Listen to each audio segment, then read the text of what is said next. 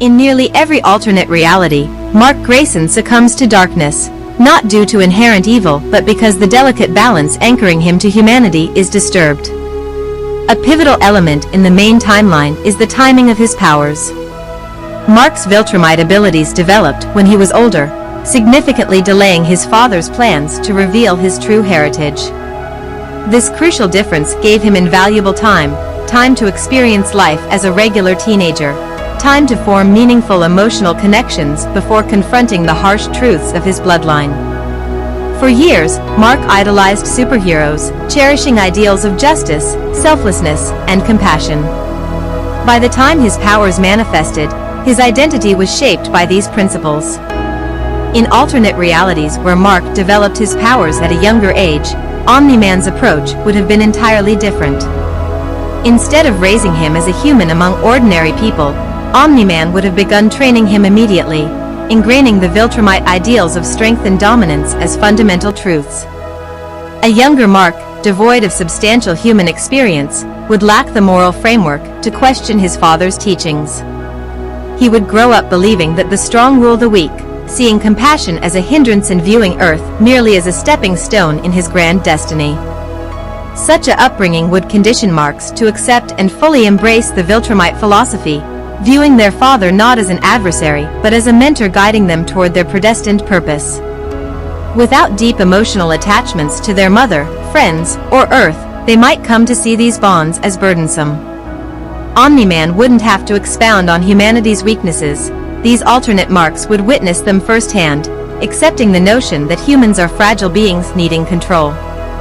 Such an upbringing would erase the defining moment of conflict for the main Mark, the shattering realization that his father was not the hero he thought. In the main timeline, Mark's entire worldview collapsed with Omni-Man's reveal, leading to a fierce resistance born from a sense of betrayal. He wasn't just rejecting the Viltrumite Empire, he was rejecting the father he had always trusted. This internal turmoil fueled his fight. In a reality where Mark was raised as a true Viltrumite from the start, there would be no feelings of betrayal, only obligation. He would instinctively believe he was right, made accessible by his father's patience rather than brutality. Some alternate Marks might have ultimately been swayed, not through force but by subtle manipulation.